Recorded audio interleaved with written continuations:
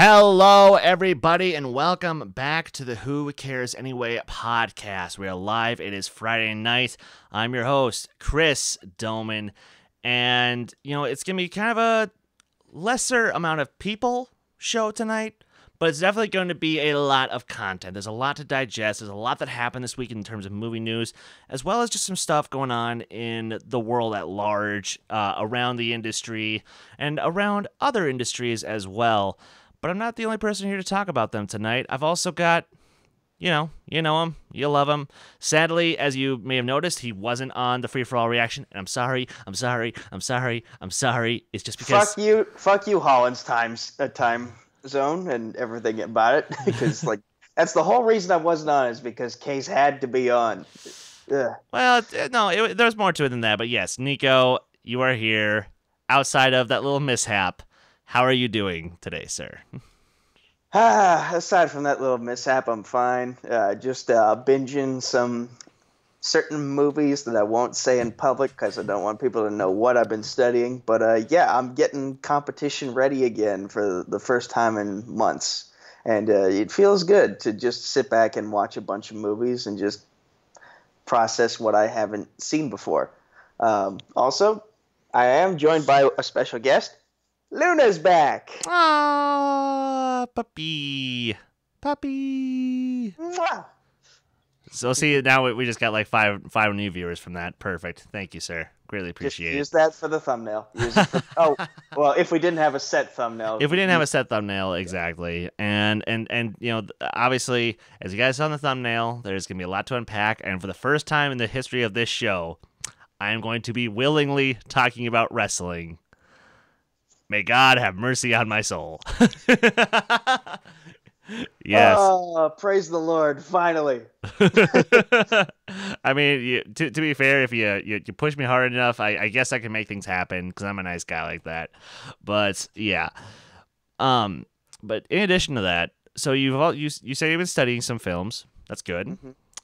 Now. And speaking of, and I haven't been doing a lot of studying lately, just because I try to watch all types of movies, because I know for a fact that I'm gonna have another fandom match coming up. Very excited about that, and I know I'm gonna be making my Warzone debut here fairly soon, in teams with Kees. And I'm a little nervous, if I'll be completely honest, because I've not competed in a regular movie trivia match in a full year. I don't know what advice to give you, because my last match in Movie Warzone was before Brian Michaels and Caleb Boatman, and I'm forgetting who the third person was on that new writing staff that Tim Smith calls the three-headed monster. But my last match was before their system. Oh, I think it was Cody Newberry. Might be Cody Newberry. But my last match was before their system got put in place. So I don't know what kind of movies they particularly gravitate towards and what movies they would therefore want to write questions about. So you have fun figuring that out on the fly. Yeah, so I've just been studying up and trying to watch some various films of all across the board, and to help with that, I did something for the first time this week. I went to an Alamo Draft House. You familiar with the theater chain? No, this is actually the first I'm hearing of them. Okay, so they're all across the country, where essentially they combine a restaurant with a movie theater. Oh. So, there's you can have a full meal while you're watching a movie. There's service, you have a server who will check in on you throughout the film. You're watching whatever it is, and you can usually get drinks, you can, get desserts, I would say their burger titles are a little misleading, but still good nonetheless. as I was quick to find out when I was there this week. But while I was there, I saw one of my favorite movies, and I never thought I'd have the opportunity to see this movie on the big screen, on film. And it was a blessing. And here, allow me to pitch you this, Nico, because at first hearing, this might not sound like your thing, but just trust me on this one. So, picture an action thriller where 6 women are doing, spelunking, cave diving. One of them recently had a deep tragedy happen to her, and as she's trying to cope with how to live with herself, but you can tell that she's on the verge of snapping. She's on the verge of descending into madness.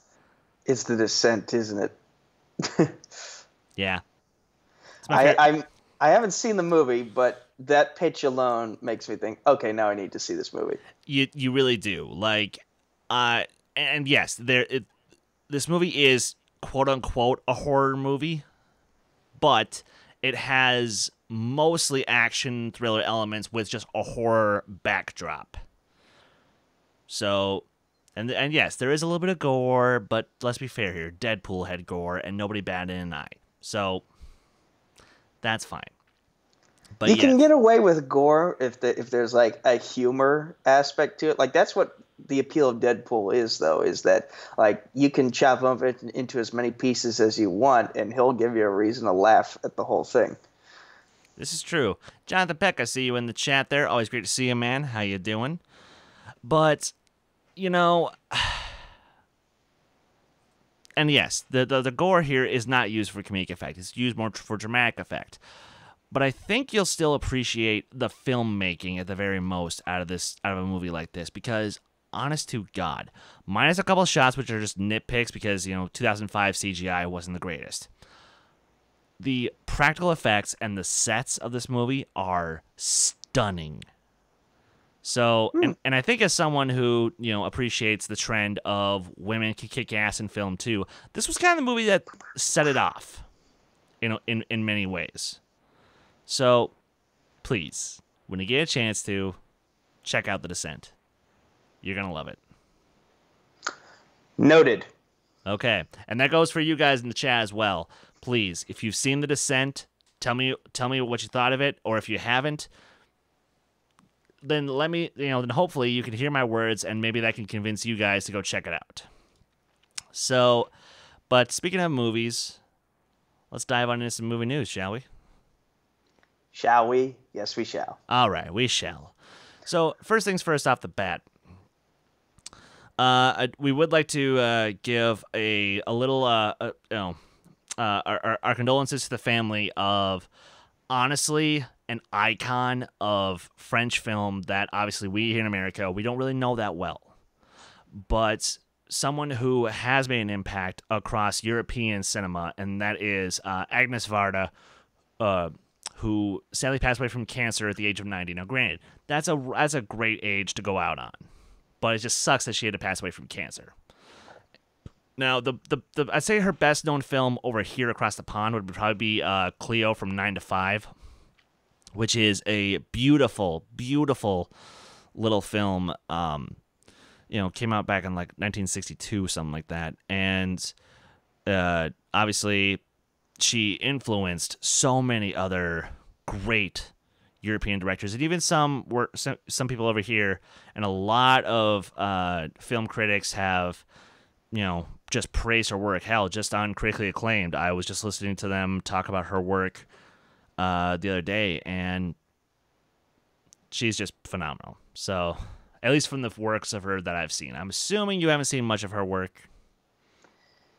Yeah, no. Fair enough. But I will say that the link you sent me for this particular news story from The Wrap, this is a very interesting photo of her. Her haircut kind of reminds me a bit of an ice cream cone in that... like, it's got this... It's red to an extent, and then she just let the roots grow out normal white. But it's like shaped in a way that just reminds me of like some sort of ice cream. Fair enough. So yes, to Agnes Varda, thank you so much for everything you've done for film, and thank you for the career you had, and thank you for inspiring more people than I think we'll ever fully be aware of, because that's the beauty of film.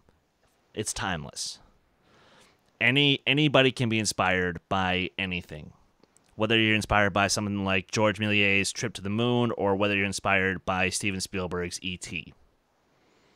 I don't know why I went with that example because I hate that movie, but you get the point. Now, question, as someone who has actually seen her work, how much would you say that her films, in terms of timelessness, how well do they hold up in today's era?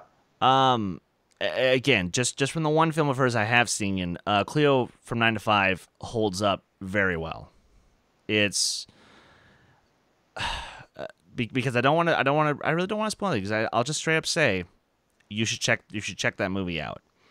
It's just one of those films that it might not necessarily stick with you just because you're not the intended audience and you wouldn't really have been aware of what was going on at the time, and that's kind of what happened with me.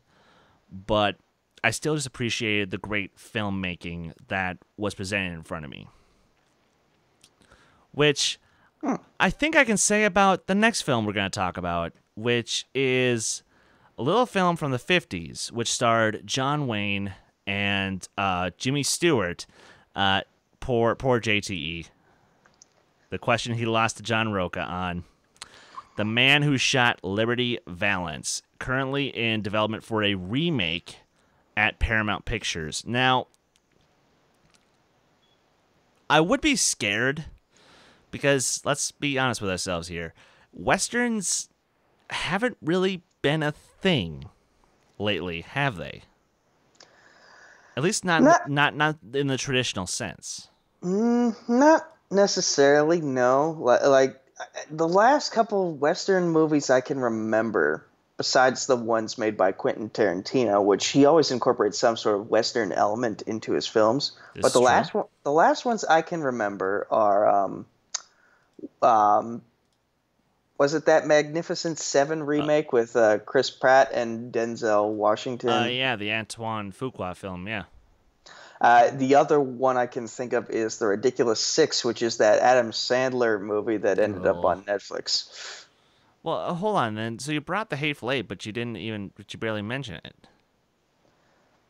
I kind of lumped it in with the other Quentin Tarantino films. Fair enough. Yeah. And sure, we've seen all kinds of movies that had Western elements, like Logan was very much a Western film, but, was still a comic book film, or something like The Last Jedi, which you could definitely make the argument, Luke versus Kylo Ren, that was straight out of a Western film. If there's an Obi-Wan movie, we've heard rumors that it could potentially be like their version of a Western. Which I think now they're going to turn into a series, which, to be honest, I'm much more happier with that because that means more story, that means more Obi-Wan, that means more Ewan McGregor. I need him in my life, please. But, yeah.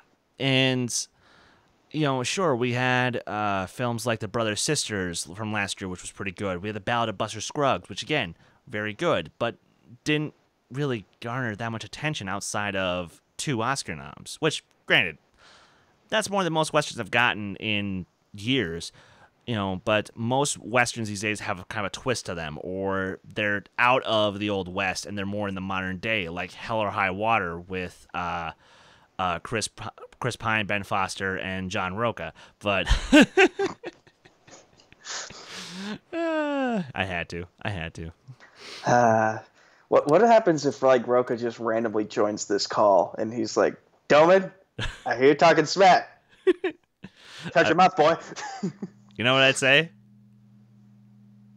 At least you're about to scream, aren't you? You're about to scream Horseman, aren't you? No. What I'd say is, at least I can last more than one round in the free-for-all. Oh! Ooh. Sorry, did I say that out loud? What's worse, only lasting one round in the free-for-all or having one of your answers be Jew Bear?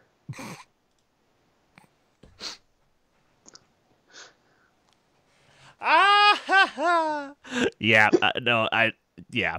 And, okay, minus the minor spoiler for the free-for-all for the Schmodown, but, yeah, that was too much.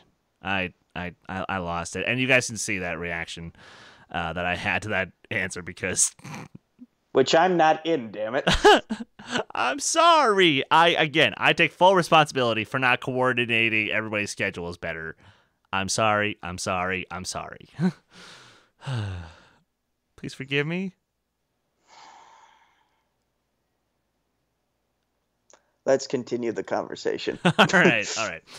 But now to double back on my point, the reason I'm actually okay with this is because in the last, I'll say 12 years, we've actually had two really good remakes of Westerns that were set in the Old West and updated the story to more sort of fit with the current time. Because first you had 2007's 3:10 to Yuma with Russell Crowe and Christian Bale, and it was a really good remake. And granted, both versions are phenomenal. But the remake just took the idea of the original, and it just applied a little bit of modern flair to it, applied a little bit more modern spice, and it worked brilliantly. Then again, as you mentioned, The Magnificent Seven, which, granted, it's not as good, in my opinion, as the 1960 version or the 1957 Seven Samurai, but it was still a very entertaining film. It was still very well shot. It was very well executed.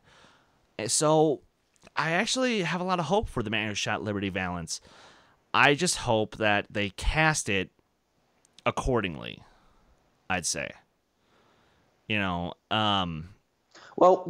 as someone who didn't see the original, like, what would they be looking for in a main character for this particular movie? Like, what qualities would you look for when casting?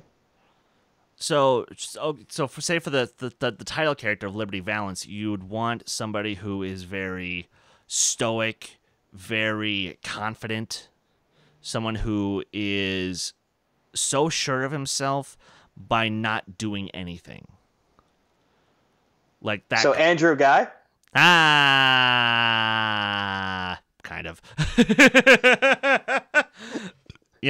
And then for your lead, you want somebody who's a little bit more shy, a little bit more reserved, someone who is a little bit more reserved. So not necessarily like emotionally dead, but somebody who definitely like has a lot to worry about in that sense. Okay, Vin Diesel popped into my head when you were first making that description, and then you threw in that little bit at the end there, and now I'm not sure who to go with. And that's why I'm glad I'm not casting this movie. That's up to the people actually working on it. Well, exactly. And well, that's actually kind of one of the funny things, though, is that I almost feel like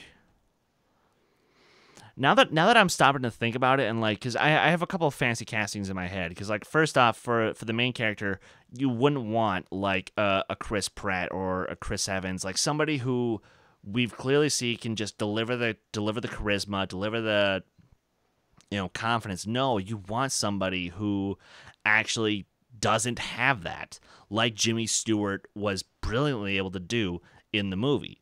Now, unless you can get a big name actor, or actually, got it, Pedro Pascal. Huh. Picture that. And then yeah, I can see it. Then maybe like for Liberty Valance, actually, to be fair, now that you mentioned Vin Diesel, now I'm seeing him in the Liberty Valance role. Okay. I like it. Yeah. Yeah. All right, I won him over.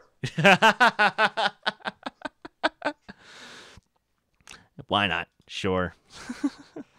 But all right, so we're going to move on to the next story. And this is kind of interesting.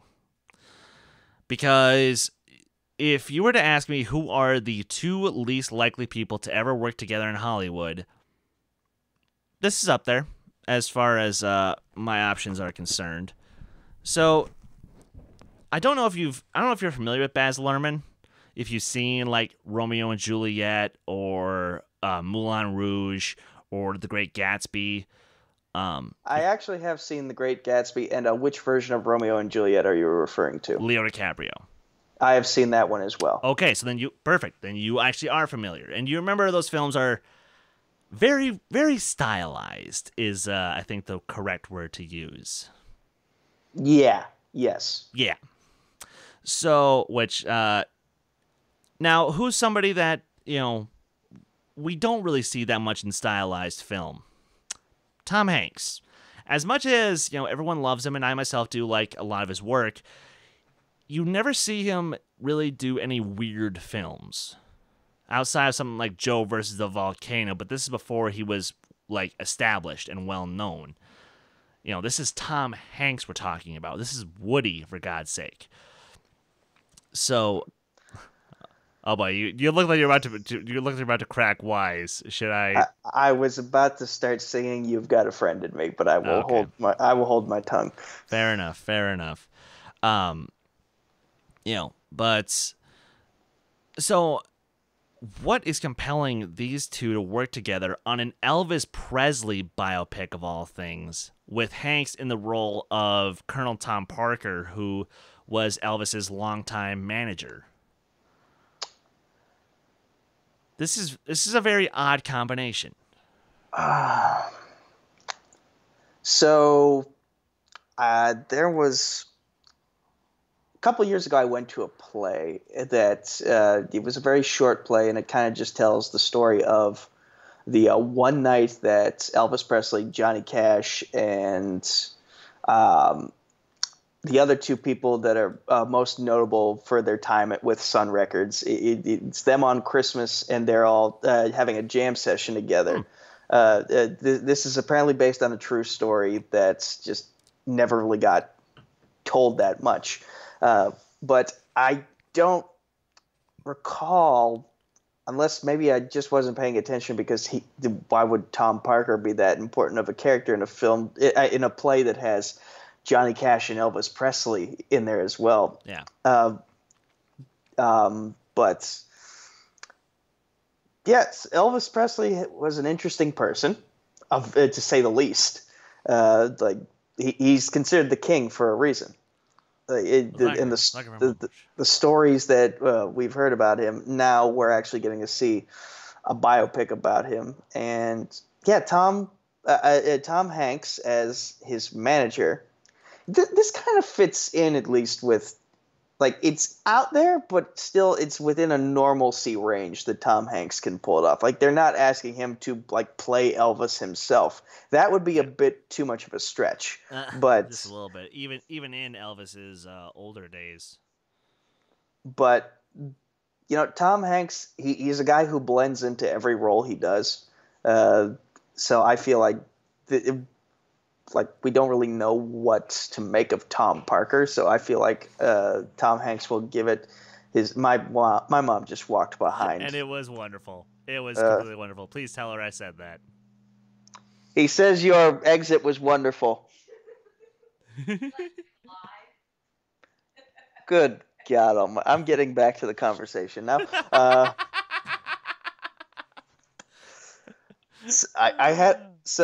Yeah, I want to see where this goes. I want to see what Tom Hanks has to offer this role that we really don't have that much information about, other than, hey, he was Elvis's manager. And, being that Elvis is no longer with us, and being that we've had a couple biopics in recent memory of Bohemian Rhapsody focusing on Freddie Mercury and Queen, and coming soon we have Rocket Man. For Elton John, who is still with us, by the way. And The Dirt, about Motley Crue, who are all still with us, amazingly somehow. So I'm curious, how much is this biopic gonna dig into, like, the nitty-gritty, the down and dirty of Elvis Presley's life? Or is it going to be another puff piece that we've become sort of used to with these more recent movies? See, that and that's kind of the ultimate question that I'm a little scared to answer, because knowing Baz Luhrmann, he likes to exaggerate. He likes to embellish.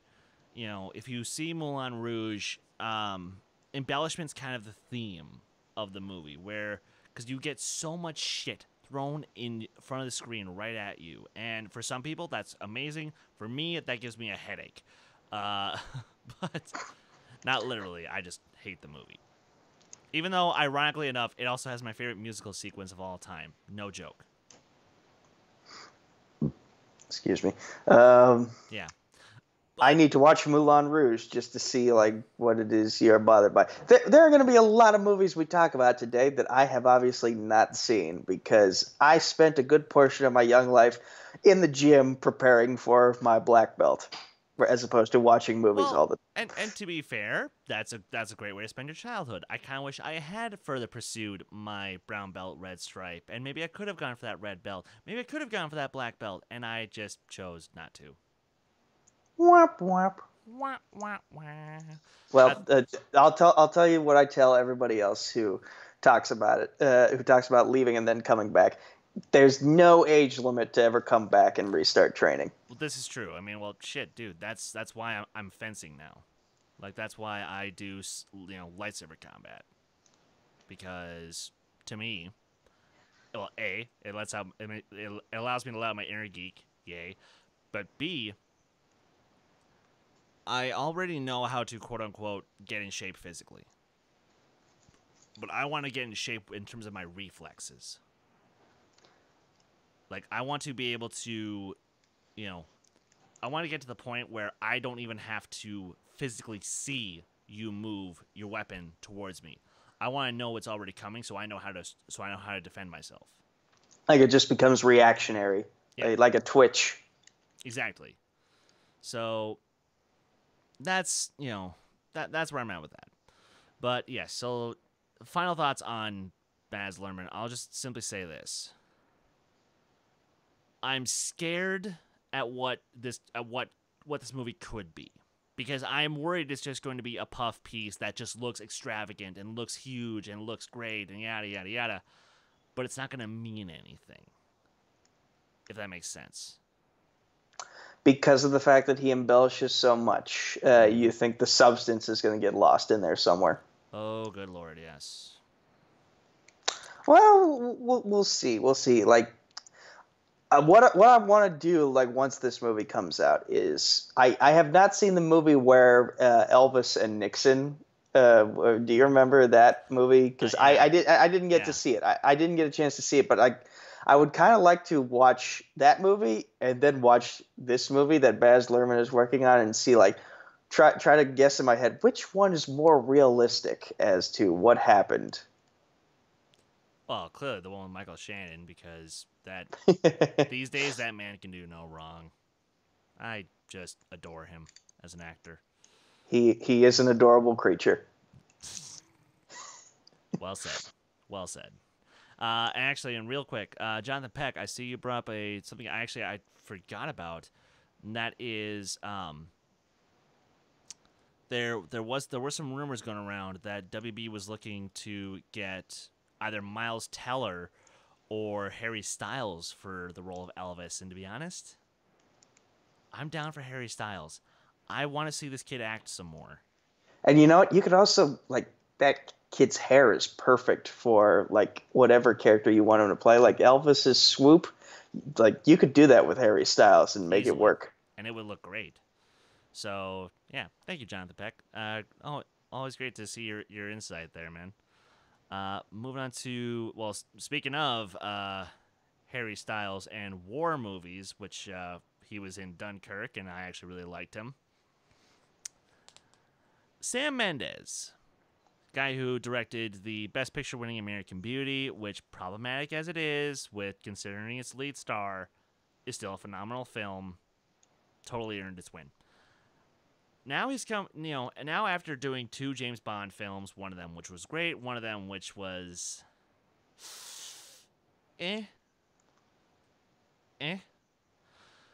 Now it looks like his next project is finally coming to us in the form of a World War I epic titled 1917. Now, Kees and I talked about this a little bit during our 2019 preview at the end of last year, but we had no information on it.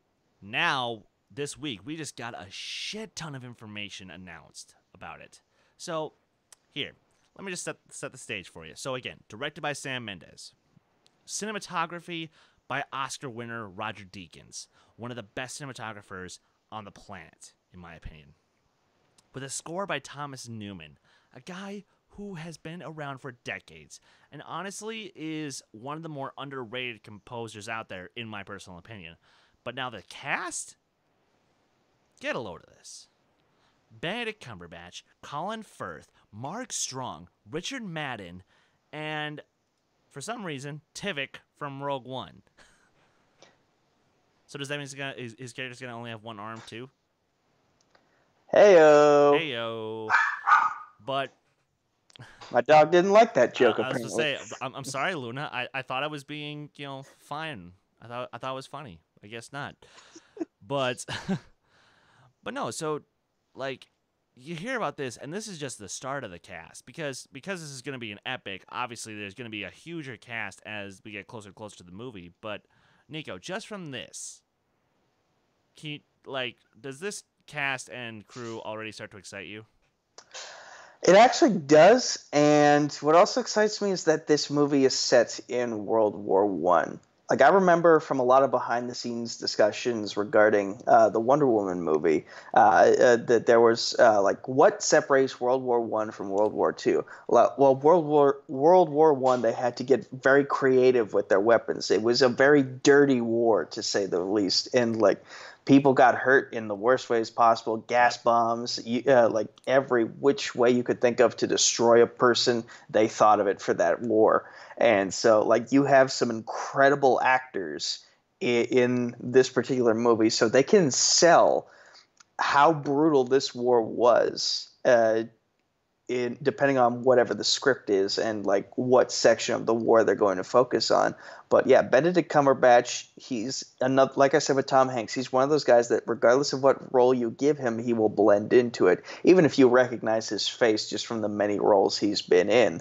Mark Strong, the one role I remember him from is he was Sinestro in the Green Lantern movie, but he was Sinestro. Am I correct? No. That was, just give me 2 seconds. You would have seen Mark Strong in something like, you saw the original Sherlock Holmes movie, right, with Robert Downey Jr.? I actually have not. That's another one on the list. Oh, sorry. No, you were right. You were right. That was Mark Strong. You were right. Yeah, Right. Mark Strong was Sinestro, and yeah, he has a voice that kind of just. It's one of those British accents that just compels me to listen to what he has to say. So I'm excited to see what he'll bring to the table. Colin Firth, yeah, the dude's just been on a very interesting role lately. Fantastic Beasts and Where to Find Them, Bullseye and Daredevil. That's Colin Farrell. Ah, shit. Never Colin mind. Firth is the guy from The King's Speech, as well as Kingsman: Secret Service and The Golden Circle, which you just watched the other night.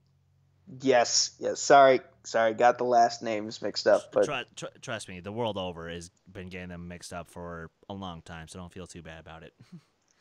But never. I think it's safe to say that I'm excited to see what this movie will turn out to be. Absolutely. This casting will bring a lot of gravitas, if you will, to the movie itself.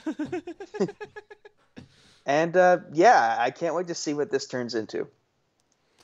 Absolutely. And to just wrap up one final thought, the fact that as much as I'm going to give this man a lot of crap in the second half of the show, the fact that this is being produced by Steven Spielberg actually has me very excited, because the one thing the guy really knows how to do is capture how terrifying war looks on film. And if we're going to have the same kind of look as we got in something like Saving Private Ryan, I'm on board. Because that's the kind of brutality we need to see from a World War I film. And it was the kind of brutality that we got in Wonder Woman, but obviously they couldn't show. It couldn't get too graphic, but you still felt that sense of dread that was clearly throughout most of the war, because it wasn't until after World War I that we finally started realizing, oh yeah, post-traumatic stress is kind of a thing, isn't it? Yeah. It is. Yeah. And it's a very real thing. It's a thing that we should learn to take a little more seriously, and thank God we finally do. So, with that, I'm I'm so stoked. This is going to be an awesome movie. So, which makes me question if I'm stoked for this piece of news. Now, I know nothing about the Eternals. Me neither. So, when I've been hearing this news for the last, year or so now about, oh, Marvel is bringing a new property called the Eternals to the big screen, and apparently, oh crap, no, I'm thinking of the New Gods, because I'm going to say Ava DuVernay is going to be involved, but I'm like, no, that's DC. Wrong franchise. But, again, I keep hearing this hype for the Eternals. The Eternals could take place over like 2,000 years, something like that, the Eternals. And I'm like, okay, sure, but is there anyone involved who can get me excited for it? Well, you got Angelina Jolie, so that's a step in the right direction. Yeah. Because incredible looks aside, I think she actually is a very capable actress, and she has proven time and time again that she does have a lot of talent to back up her skills, and that she's not just a pretty face. She is a talented actress. Also, I believe a talented director because, yes. It's nice to see that she's taken a break from adopting children around the world to. I'm sorry, I just like making that joke because it's like she collects children from various places around the world like they're Pokemon. I'm kind of hoping you spit out your drink and just laugh hysterically. But I see you're holding it in. You're holding it in. Anyway. Gotta catch them all. Thank you. You're welcome. But yes, she is a talented actress, and if she does accept this role, because as far as I know, it's still talks right now. She's probably waiting to see like what is this film going to look like? What will the script look like? But I feel like if she does accept this role, she will bring something very unique to it. And, it's a very interesting strategy that they're going for now with the MCU. Like, they started out with well-known but minor characters, and they got like unknowns, or they got actors that are either in need of a comeback or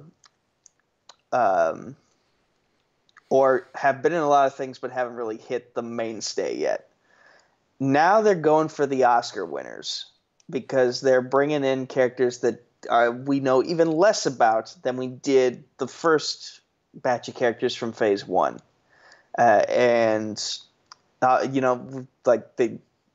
take a page out of Collider Live when they were discussing what are the Titan games, it's basically Ninja Warrior on steroids, and The Rock hosts it. And the Eternals are like, you hear the Eternals, you're like, what is this thing? And so then you hear Angelina Jolie, who's someone who is very well known, could be attached to it. You're like, okay, now I'm very curious to see where they're going to go with this. Exactly, and because we have no idea what Marvel is going to do after Endgame as far as what the overall story is going to be. Like, sure, we know about Far From Home. Sure, we know about which one's supposed to come out next year? I don't know when they're scheduling the Black Widow movie, but basically, it was going to be Guardians 3 was supposed to come out this year. And then the James Gunn situation happened, and now that's no longer the case. Until like 2022, which, boy, that's gonna be really pushing it. So it's like Spider-Man: Far From Home. Black Widow movie is supposed to come out sooner, and then we don't really have an idea of what's coming next in terms of theaters, because what we do know is that there are various shows in development for Disney Plus. We know that there's a Loki series. We know that there's potentially a Vision and Scarlet Witch series. Even at one point I heard a Spider-Man series might be in development as well for Disney Plus. That's kind of iffy, but who knows? Could be Miles Morales to make up for the fact that like Peter Parker might be doing other things. But please. Yeah, so as Disney starts to make the shift more towards creating content for their streaming service, it raises the question of like what's left to do in terms of theaters, and so they're go with the oddball properties. Which, of course, that's where they've been making a lot of their money. I mean, you say a talking tree and a talking raccoon. What? But Guardians was one of the most profitable films in the franchise. So I am Groot. I am Groot. Yes. So we'll just have to see. Like I need some details. I need a trailer. I need a synopsis. Like I don't even know what the hell it's supposed to be. But of course I'm gonna go see it because I've seen literally every other MCU movie, liked most of them, love a couple of them. Which actually, you know what? I'm gonna just pause for just a hot second here. Am I a little bit of a weirdo because I don't like love and adore the MCU?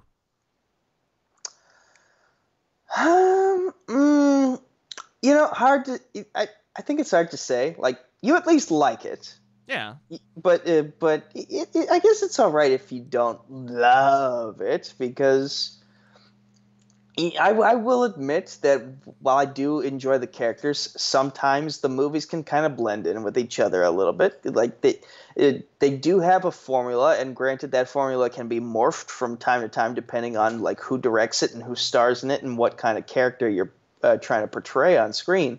Yeah. But they do still kind of have a formula, and eventually that formula can get stale, and that's kind of like that's kind of why I guess you could say we enjoy Star Wars still so much, is because like with this new trilogy and with the Game of Thrones guys working on their own trilogy and with all the stuff Dave Filoni's been putting together in terms of cartoons, and now with Jon Favreau's Mandalorian, we're getting a lot of variety now that we didn't really have before, and so like we can have more fun that way. There's more avenues to go down. There's more options to choose from, and yeah, I guess it's just where I'm starting to not. I'm not at burnout with the MCU. Surprisingly, no. I'm just not sure if I like. I'm just not sure if I'm like quote unquote geek enough to, at least in regards to Marvel, to fully love those movies. Here's what I will say though, and maybe maybe it won't grab you as much as it grabs me because I consider myself more of a TV guy than a movie guy. But the MCU stuff that they have put on television, I know Agents of S.H.I.E.L.D. got a lot of shit for its first season, but once you get through that first season, the next 4 seasons after that have been great. It just keeps getting better with age. It's like a fine wine. Then you have then you have the Netflix stuff that's no longer on Netflix and is probably going to get rebooted. But still, the stuff they put out on Netflix in terms of Daredevil, Jessica Jones, Iron Fist, The Punisher, Luke Cage, Iron Fist being at the bottom of the list, but still. They found ways to tell interesting stories over a lengthy period of time, and now I bring up something that a lot of people shat on when they first saw the trailer, but when the show actually aired, it was phenomenal, and I would consider it to be Marvel's best work in terms of television. Cloak and Dagger on Freeform, like that is a seriously good show, and a lot of people really didn't. When they saw the trailer, they thought, "Oh, this is going to suck," but especially considering it was 2 teenagers in the lead. But when you actually watch the show and you see the mythos they experiment with, they just hit every ball out of the park with that series. And I can't wait for season 2 to premiere next Thursday. So yeah, I'm going to have a blast when that show returns. Okay, awesome. Yeah, and obviously, like, I'm not caught up on everything that was Marvel TV. I mean, granted, I saw Daredevil season 1. I loved Jessica Jones season 1. Because David Tennant just makes everything better. Yeah, I'm one of those fanboys. But, and yeah, so you brought up a great point where, and to be fair, the MCU itself is a television show. Like, literally, think about it. This is the end of season 1. And so Spider-Man Far From Home is going to be the start of season 2. So I guess I'm just, getting a little anxious in terms of waiting for what is going to be the story arc of season 2. Is it going to be the Skrulls? Is it going to be Galactus? Is it going to be, I don't know, effing Kang the Conqueror? Well, obviously with the Fox deal now, we can get into some very interesting territory. So, and what I'll say is this: Thanos was basically the titular bad guy if you break it down into the 3 phases that it's in, Thanos was the bad guy for all of them. He starts out behind the scenes, and then he gets more involved in phase 2, and then in phase 3, here he is in all of his glory, just beating the ever-loving crap out of the world and the galaxy. So you want someone who can do for like season 2 what Thanos did for season 1. And I feel like you won't necessarily get that with Galactus, and maybe not also with Kang. Like Kang could be essentially like Loki in that you can do a lot of things with him over a lengthy period of time, but I wouldn't make him the titular villain. I feel like the right way to go would probably be Doctor Doom. See, and that's where I feel the exact opposite. Because you could do Doctor Doom as sort of like, well, I mean, shit. The comics themselves did that with Doctor Doom a lot, especially with the can't believe I would say this, the 9/11 issue, where right there on the cover, there's Peter Parker standing like 200 feet from the Twin Towers as they're on fire, and he's just holding his mask. He's just going, no. But here's the thing. You want to know what was cool? Every one of the characters, even the villains, even Magneto, Doctor Doom, all these people, they came in and helped New York City for one day. That was their, that was like their one day of truce. So actually, now I kind of want to see that movie, as terrible as it sounds. We are gonna get like a one-shot animated series on the Disney streaming service, so that could probably be an episode. I wouldn't do it for kids, but good. Well, maybe not 9/11, but maybe we can do like some sort of incident that just causes a truce. Like I don't know. You can experiment with a streaming service. Let's move on now. Let's move on. I've backed myself into a very uncomfortable point. Oh my god. Yes. All right. So, I did see another story. There was another story in here about A Quiet Place 2, but to be honest, I actually don't have as many thoughts about it as I wanted to, just because the article itself wasn't as long as I was hoping it would be. So we'll skip that story. Quick sum up: Cillian Murphy's gonna be in it. Yay. I like him. So that's all the more I need to say. So now going back to Baz Luhrmann for just 2 seconds here. So you've seen Romeo and Juliet. Yes. Now, overall, would you say you're familiar with the works of Shakespeare or not so much? I have some holes when it comes to my Shakespeare knowledge. I will admit that. But I do understand that basically he was a player who wrote a lot of and I say player in the sense that like he wrote a lot of romance stories with the weirdest language possible that just like made people attracted to those stories because of the fact that they sounded ridiculous. Well, shit, that's true. I mean, Jesus, just read Pygmalion sometime, or read The Taming of the Shrew, or hell, even read Midsummer Night's Dream or Tempest, and yeah, you'll find that very quickly, very easily. I am a little bit of an aficionado. Sorry. Here's what I will say, because I know where you're transitioning to. I will say Macbeth is one of the stories that I'm not as familiar with that he's written. Okay. I was going to say, well, then quick side tangent. Like, you at least know of Hamlet, right?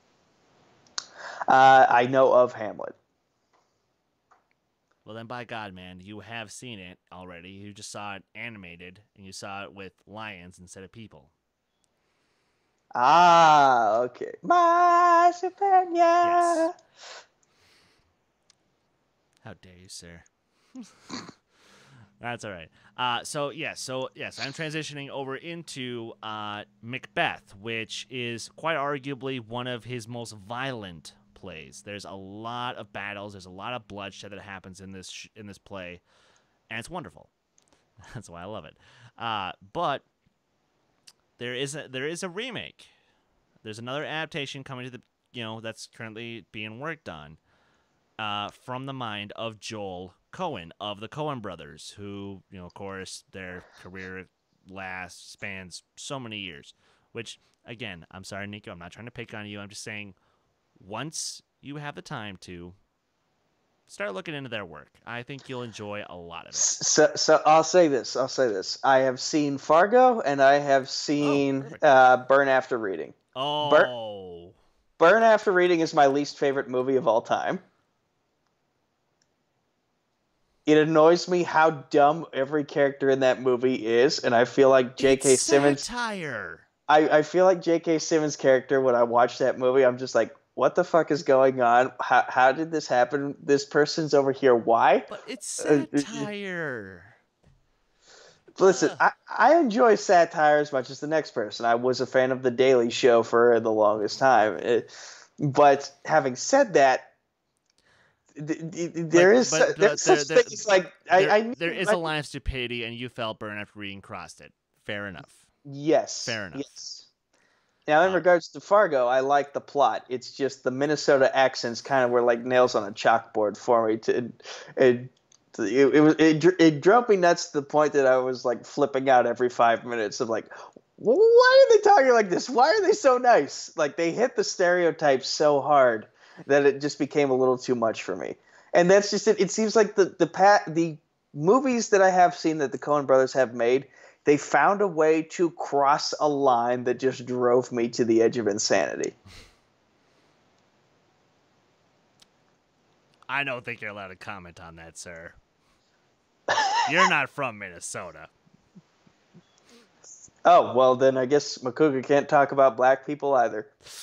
Ooh, there's a foreshadowing for the second half of the show. But no, like, okay. In fairness, yes. Fargo, I love the movie, but it also does drive me up the wall.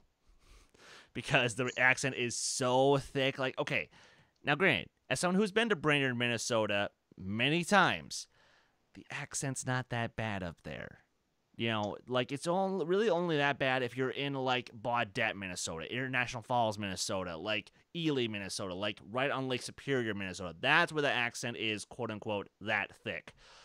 But accents aside, I'm very excited for this adaptation because I am a Coen Brothers fan, and by the way, Nico, you would totally love their remake of True Grit. Great movie. And I do just have to say that when you cast someone like Denzel Washington, who has never worked, who has never worked with the Coen Brothers, at least to my immediate recollection, and then Frances McDormand, who is a Coen Brothers staple. Because, hell, she won her Oscar for Fargo, for God's sake. Can't go wrong doing Macbeth in a sort of modern twist with Denzel and Frances McDormand. Yes, please. Now here's my thought. Like you've mentioned that the Coen brothers are specialists when it comes to satire. Yeah. So with Macbeth being as gritty of a story as you've explained to me, what kind of satire, what kind of satirical twist are they going to put on this? Well, first off, considering that it takes place in Scotland. Oh, so probably no sunshine. That, and also considering that, Macbeth is Scottish.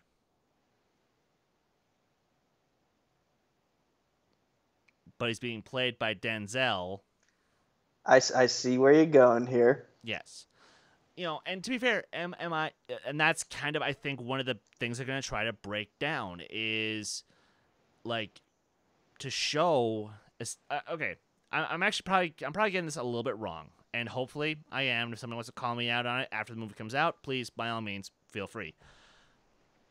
But I feel like the sort of satire that they're gonna try to go for this time is maybe tackling subject material that is as aggressive as it is in terms of the violence, and maybe talk about that, because, well, let's face facts. What is America having problems with right now? Violence. Which was, again, that was one of the things that they satirized in The Ballad of Buster Scruggs, where, literally, it opens with Tim Blake Nelson singing this great song about life in the Western Plains, and then he shoots up a saloon. So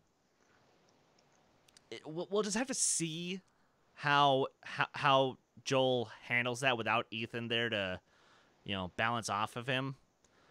But I'm excited, but I'm nervous. Now, has Ethan ever done a film without Joel? He probably has, and I'm just blanking on what some of that work is, just because, again, when I think of the Coen brothers, I think of them just as a unit. I don't really think of their work individually.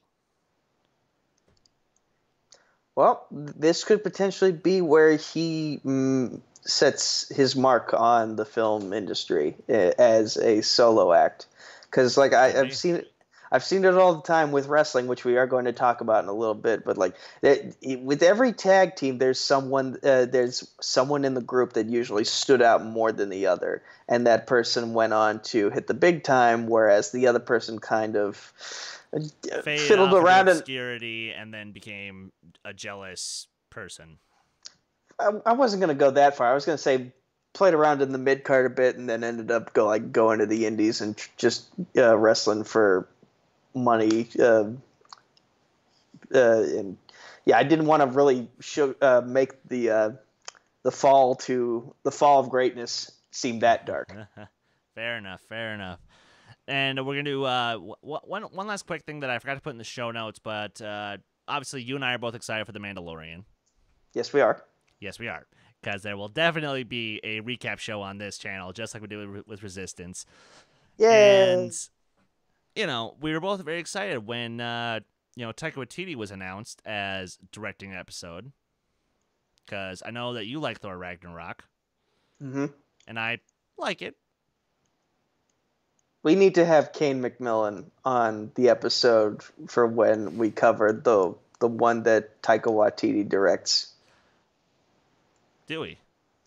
Kane McMillan is a gigantic Taika Waititi fan, so he would probably want to be part of that conversation. I really doubt he gives that much of a shit about Star Wars like we do, but he'll watch anything Taika Waititi makes, so he will probably want to watch that episode. Maybe. We'll see. But the reason I brought this up real fast is because Dave Filoni put out on his Instagram a picture of Taika Waititi voicing a very familiar-looking droid. Might be Mr. IG-88 from The Empire Strikes Back. Now, here's the thing. There are a lot of droids in the galaxy, and sometimes a lot of them look alike. So it could, we could be talking about IG-92 for all we know. Or IG-11 or IG-27 or something, but come on. But, and, when you say voicing, are we getting, Korg voicing? Or are we going to get what Dave Filoni did with Chopper, and he's just going to give, little beep boops and sound effects as opposed to actual dialogue for the droid? To be fair, in the television show Droids, IG-8 actually had a very Dr. Claw kind of voice to him. Huh. So, it was very intimidating, very low, and very very creepy. So I think that's the kind of performance we're gonna get out of Taika. But I just know that I'm excited to see whatever the hell he does for the show, and it's gonna be brilliant.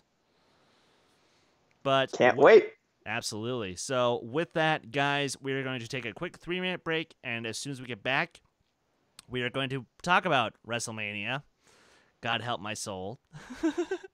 We're then going to be breaking into a little bit of news about Steven Spielberg and the Apple Plus streaming service. And then going to have a little chat about Collider Live. Don't go anywhere. We'll be right back.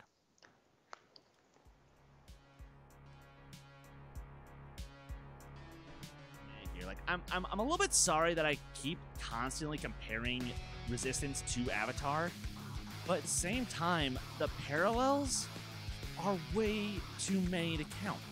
Because Niku is Sokka. Yeah. You know? Because he is the comic relief. He makes a lot of mistakes, but his plans do work, even though they're batshit. Oh yeah. No, I mean, and then, like we said, Tam is Zuko. Yeah. And of course, that would make Kaz Aang and Sora Katara. Yeah. So another reason why I ship it.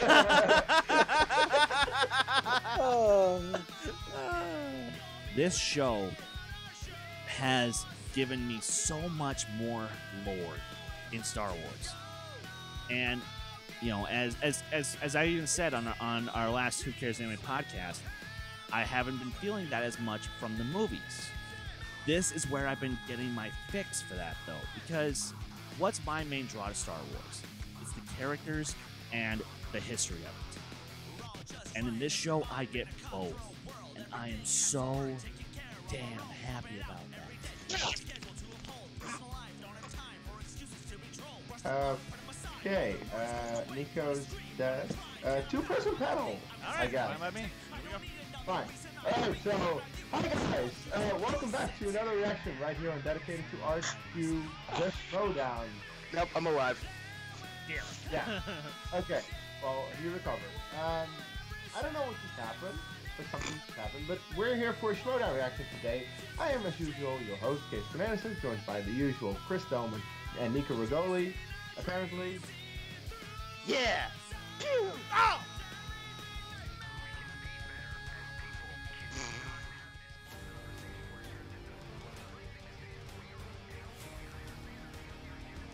Ladies and gentlemen, it's time for the Movie Trivia Showdown. 40 competitors going at it. Who's going to be the last person standing? 5 competitors will start at the table. People who have the lowest amount of points on the desk will be eliminated, and then new competitors will enter. You never know who's coming down the ramp next. You guys can be there to watch it all go down in downtown LA. Give it up for John Humphrey. Wow, Irwin has not missed. Head to head to figure out who is the ultimate champion here.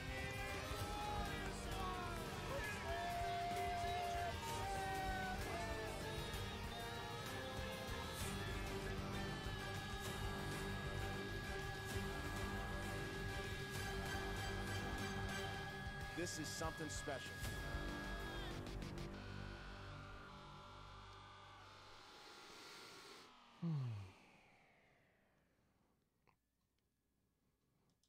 Hello, everybody. Welcome back to the Who Cares Anyway podcast.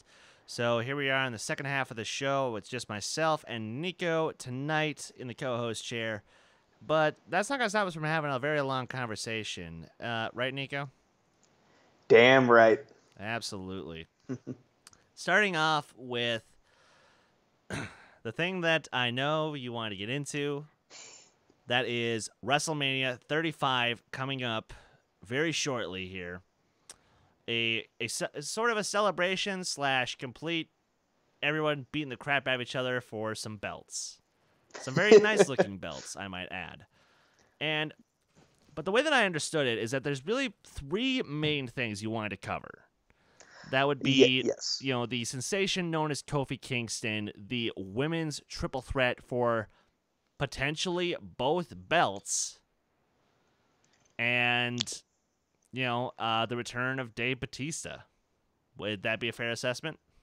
Yes. All Now, that third one you mentioned, some people who are wrestling fans might be watching it, and they're going to be like, really? That's the third one you want to talk about? Not Seth Rollins and Brock Lesnar? And I'll simply say that, Seth Rollins and Brock Lesnar, it feels like that there just hasn't been a lot of build that's really drawn me into that particular match. Gotcha. So I'll start off. We'll go from bottom to top here, and I'll start with Dave Bautista versus Triple H. So, a couple years ago, I'd say 5 years ago, WrestleMania 30, they brought Dave Bautista back after he had been away from the wrestling business. He had been pursuing acting, Guardians of the Galaxy, as you know, and also he had just crossed an MMA fight off of his bucket list as well. And so when he came back, he did so to sort of help promote Guardians of the Galaxy. And there's a rumor that backstage, the McMahons weren't entirely sure how well Guardians of the Galaxy was going to do. And so they had an idea of how they wanted to push Batista in his return, and Batista was like, I'm not entirely sure this is the right way to go. Batista wanted to come back as a heel. The McMahons wanted him to come back as a face. And they had him come back as a face. He won the Royal Rumble during the worst possible time you could win the Royal Rumble, because everyone was super high on Daniel Bryan at that time. And Batista, I think, was smart enough to recognize that. But they wouldn't. But they kept trying to push Batista as a face, despite the fan reaction for Daniel Bryan. And it got to a point where like he was actually getting booed against someone like Alberto Del Rio, while Alberto Del Rio was a heel. And so that's when they realized. That's when the McMahons realized, okay, this isn't working. We're going to make you heel. And from then on, they kind of booked Dave strongly in defeats. Like, they gave him a lot of matches to lose, but he looked strong, in those losses. He might have been the guy. I can't remember if he was the guy or not who Daniel Bryan pinned at Mania 30 to officially become WWE champion, or if that was Randy Orton, because it was a triple threat in that main event. But they put on a good match for that main event, and then they sort of finished things off by reuniting Evolution in a program against the Shield. And Evolution, which Dave Bautista was a part of, they lost both programs. They lost both of the matches, and then after that, Dave decided, I quit, and so he left. And we never saw him again for a couple years until SmackDown 1000, when he kind of just teased that like he's done everything that he kind of just like played with Triple H's buttons a little bit and said, you've done everything in this business except beat me. And then we never saw Dave again after that, until Ric Flair's birthday a few weeks ago, where he basically assaulted Ric Flair, choked the life out of him, and then pissed Triple H off. And so Which you don't do. Yes, don't do that. Don't do that. But basically, this is, and I like how they played this off on the week after. Dave came out with a bunch of security guards dressed like he was from Hollywood, and like he really showed off his acting chops when he cut this promo on Triple H. He basically said, "For the longest time, you've underestimated me," and that there's some truth to that in basically the WrestleMania 30 backstory that I just gave you. Triple H has always tried to like pull Dave's chain and make him do what he wants, and now Dave is like, I'm at a point in my life where I don't want to listen to you anymore. I want you to listen to me. I want you to understand that my brain has as much value as my body, and you can't just keep dictating how I do things. Even if you have the McMahon name to you now. So Dave basically put Triple H in a position where he was like, give me what I want, give me what I want. And what Dave wanted was a match against Triple H at Mania to finish off his career with. And so Dave got his wish.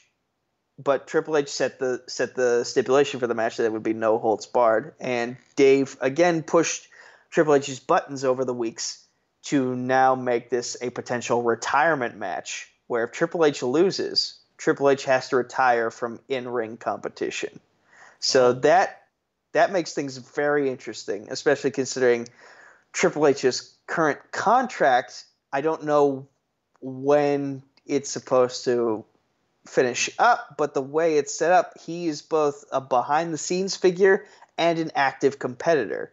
So, like, I don't – but – So my mind is saying that Batista might actually lose this match because usually when it comes to official retirements, if this is Batista's last match, as he has teased it's going to be, usually traditional wrestling politics suggest you go out on your shield. You lay down for the other competitor who's sticking around. But I can't help but wonder now, could we get swerved? Could Triple H essentially be ready to hang it up? Has he run out of people that he wants to help push to the main event scene in terms of an in-ring sense? I don't know. Okay. But I like how this story has been pulled off so far. Again, Collider Live guys, they said something that was really interesting to me when comparing Dave to The Rock, in that Dave is an actor. Rock is a movie star.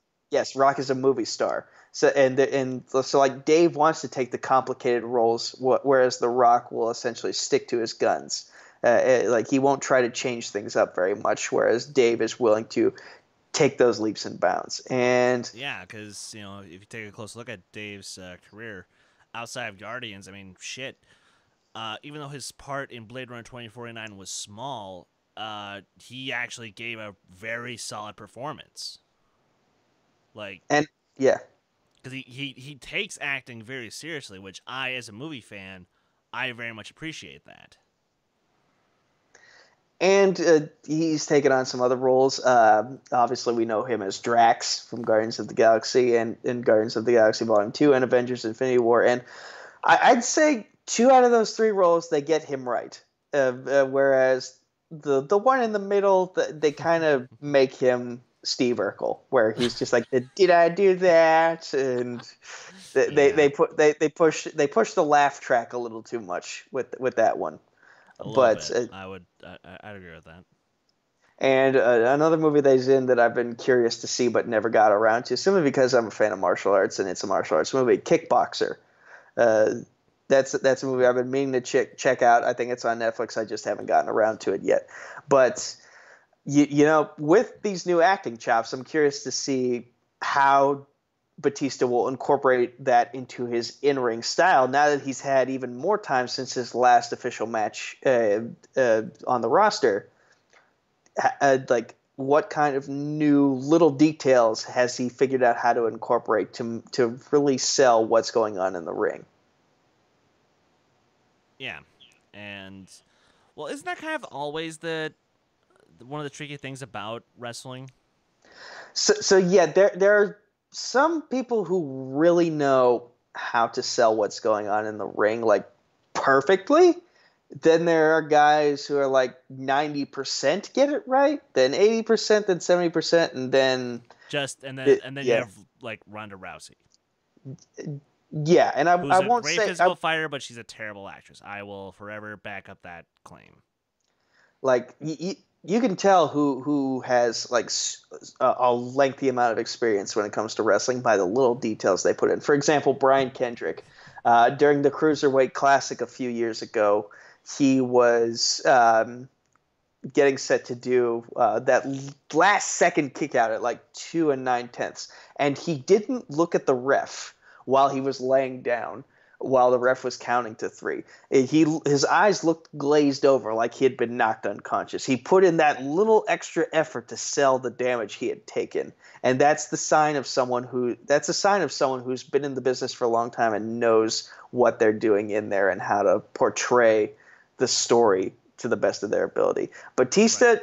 He's always been, I'd say, a 90% player. Now it's just a matter of like have these, if not higher, but have these additional acting chops that he's developed over the past couple of years. Will they put him up there at like the 100%? That's what I'm curious to find out. Okay, that's fair.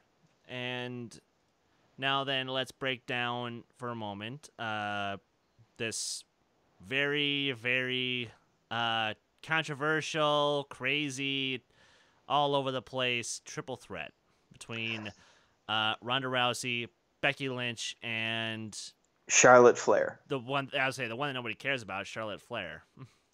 So here's the interesting thing to me, and that's that they actually had been setting this up as a triple threat for a couple months.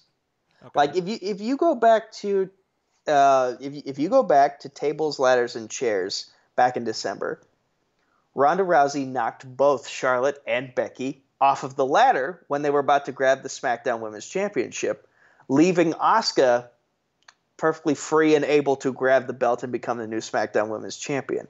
So she sabotaged both of those two competitors because they had both been giving her shit. Becky had been just verbally abusing Ronda Rousey and then embarrassed her by putting her in an armbar of her own.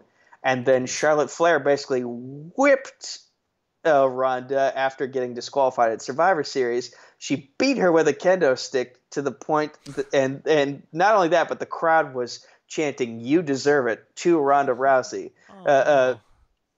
And why they went that route, I don't know. I mean, when I say they, I mean the crowd, not the bookers.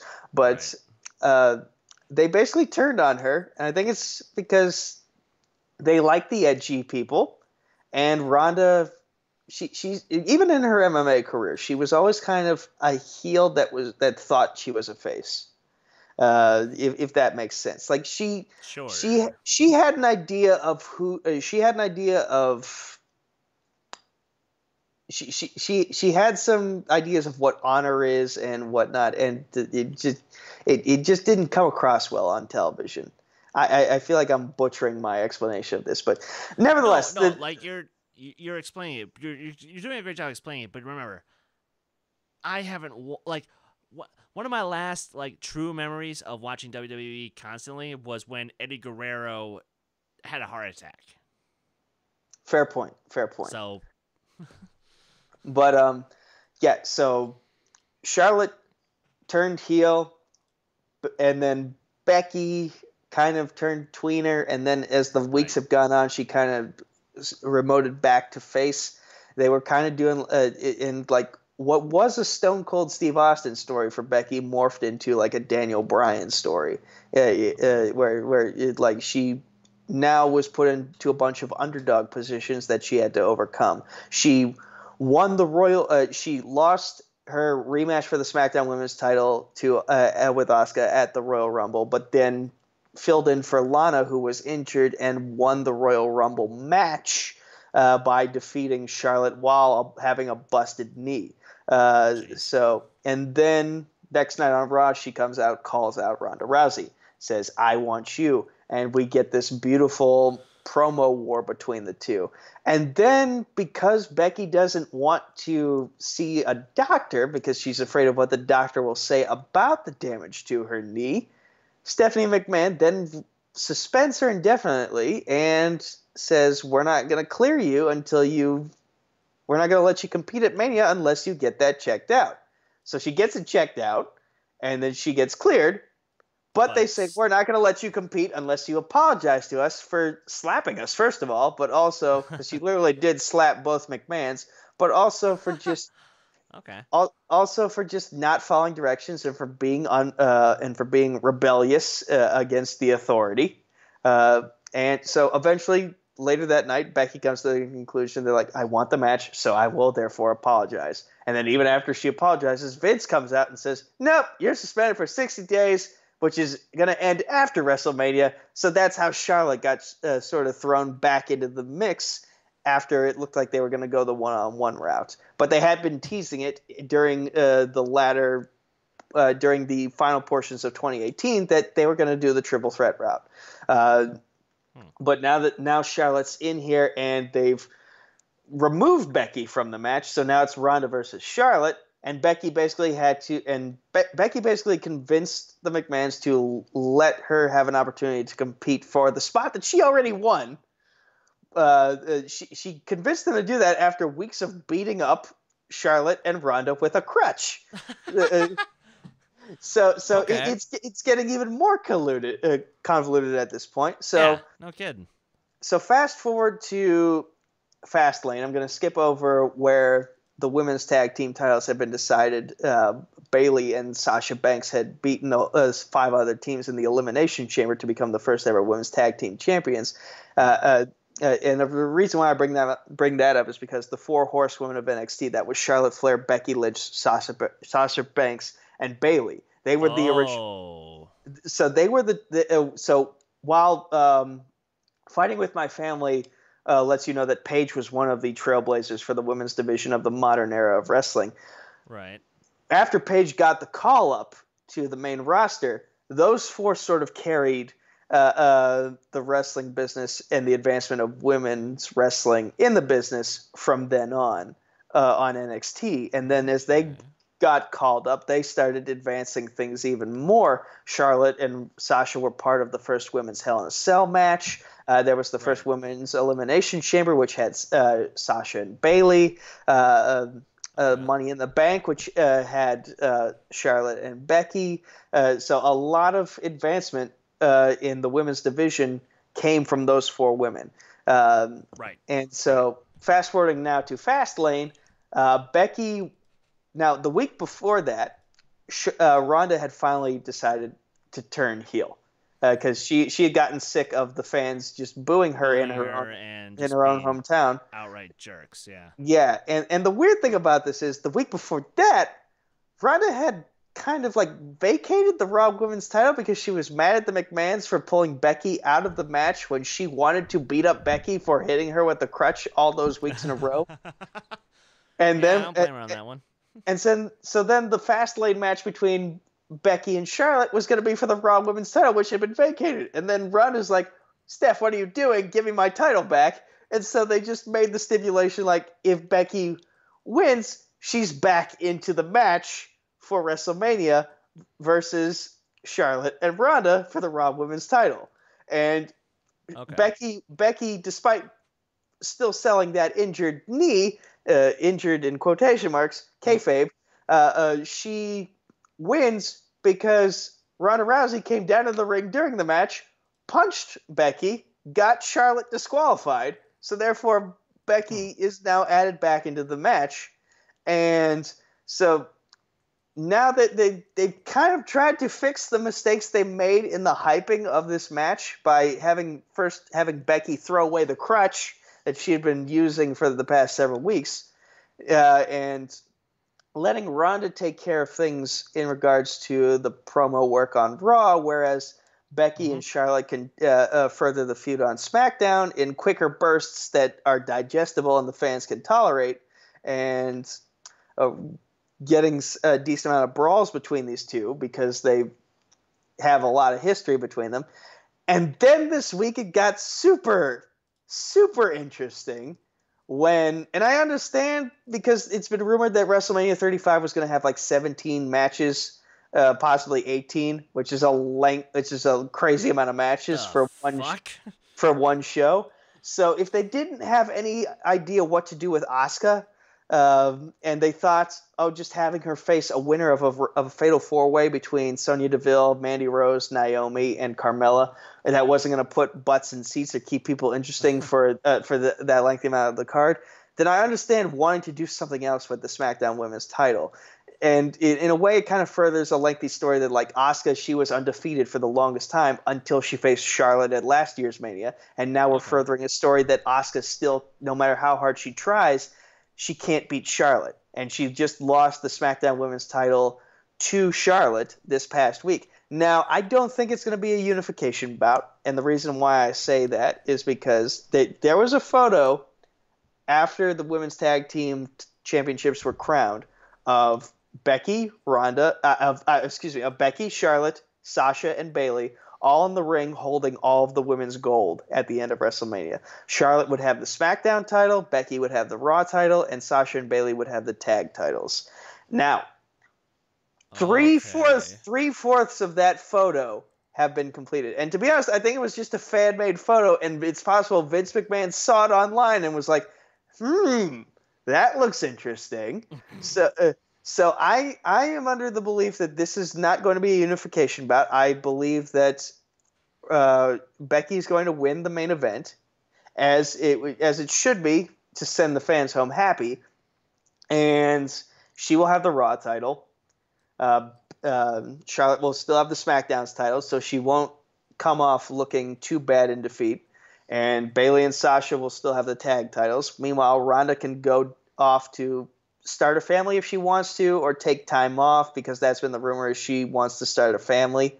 But whether or not she's officially going to leave the company, that's still up for debate. But either way, I'm a little scared for those kids, with all due respect. yeah, I would be too. But nevertheless, it organically Becky had gotten over with the crowd with what she was doing. And when when Charlotte made the heel turn, she was also sort of getting over with the crowd as well. And Ronda, up for debate, but they took something that was working organically and they manufactured it to high hell, to the point that a lot of the heat that this rivalry had kind of cooled down to the point where you actually like. And I'm happy that the women are the main event, because they had not officially been promised it, but it had been teased that they were going to close out Mania this year for so long that it finally came to fruition. It was finally made official, and I'm happy for that. But they cooled down the feud so much that kind of took away a lot of the hype for it.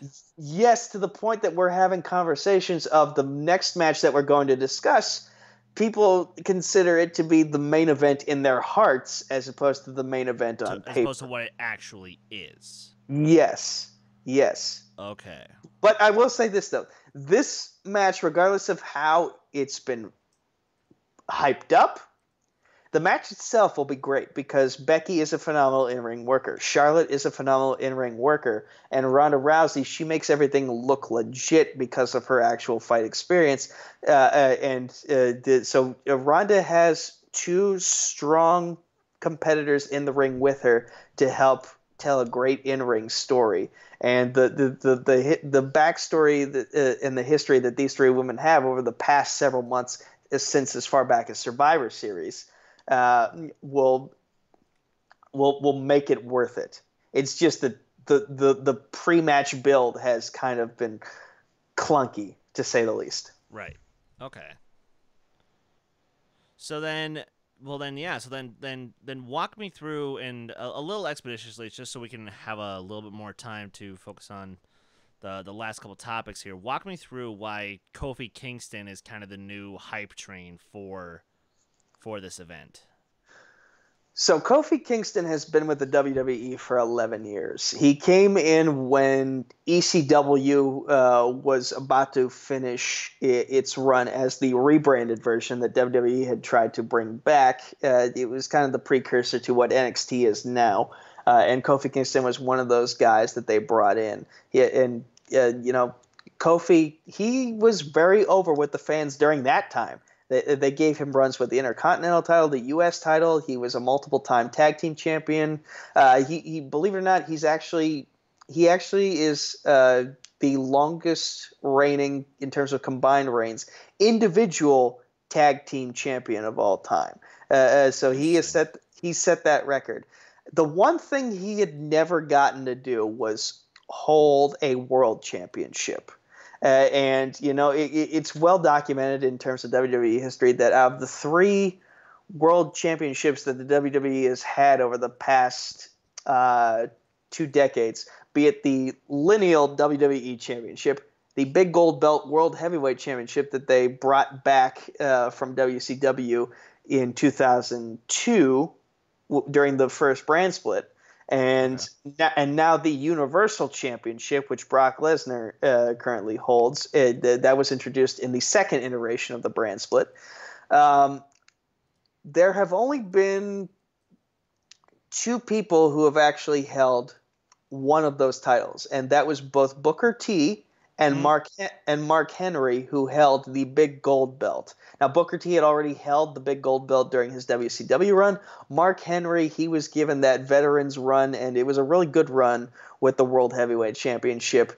But aside from that, The Rock has held the lineal WWE Championship, but he is not fully black. He is half black, half Samoan. There has never been a fully black WWE champion. No one has held that same title that Hulk Hogan and Bruno Sammartino have held. And for the longest, wow, yeah, touche. yeah. And Kofi was set to potentially get a run with one of those, with one of the two titles, the WWE Championship or the World Heavyweight Championship, in I think 2009. And then Randy Orton used backstage politics. He was apparently mad that Kofi had missed a spot in a match, and Randy had to modify the spot. And then Randy used his backstage leverage to sort of rob Kofi of that main event push. Oh. At least that's what rumors will have you believe. Now whether or not that's actually the case is still up for debate. But after that, Kofi really never got to taste the World Championship scene, aside from a few multi-person matches where they needed someone who could do high spots. So they gave him a ton more runs with tag team titles, a ton more runs with the Intercontinental and U.S. titles, and then they formed together the New Day about 5 years ago, which was a big resurgence for both his career and a well-needed boost for the careers of Xavier Woods and Big E, who had kind of not been doing much on the main roster at the time. So the New Day segment, the New Day gimmick, really helped them get over, and they've been together for 5 years, which in this day and age for a tag team, especially a 3-person team, that's rare to stay together that long, and they've been able to do it that long. And Kofi, he's always been the guy that never complained. He worked hard and whatnot, and it's just been a matter of like the New Day. Any chance they've gotten to do something in terms of singles, they've always tried to give Kofi that ability. They've tried to give Kofi that spot, no matter what it was, because they realized that 11 years has to have some sort of reward. There has to be some light at the end of the tunnel for all the work that he's put in for the company. And so it does make the job a little more rewarding when you do it that way. Yes. So fast forward to this year. Specifically 1 week before the Elimination Chamber. Okay. So after his last match with AJ Styles, I believe at the Royal Rumble, Daniel Bryan was kind of getting sick of competing against 40-year-olds. So he asked the people backstage, hey, can you bring someone from 205 Live who's not 40 to potentially wrestle me? I need some opponents that aren't super old so we can make some fresh rivalries. So they brought in Mustafa Ali from 205 Live, who is a phenomenal competitor, especially when it comes to acrobatics and whatnot.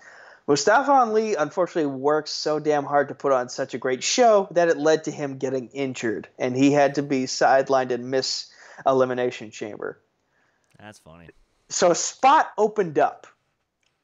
And the spot was given to whatever member of the New Day the three of them chose to put in that spot. And they gave the spot to Kofi. And the interesting thing about that is they had Kofi do in a gauntlet match to determine who would enter the Elimination Chamber last. They had him do all the in-ring spots that they were going to give Mustafa Ali to do. So that meant lasting a very lengthy period in the gauntlet. He beat Daniel Bryan, who's the WWE champion, during this gauntlet match. That was the first fall of the gauntlet match, and he beats the reigning WWE champion. Then he beats Jeff Hardy, who, yes, believe it or not, Jeff Hardy still competes. You'd think, oh, Jeff Hardy has the star power. They're probably going to have Jeff win that fall. Nope, Kofi wins that one too.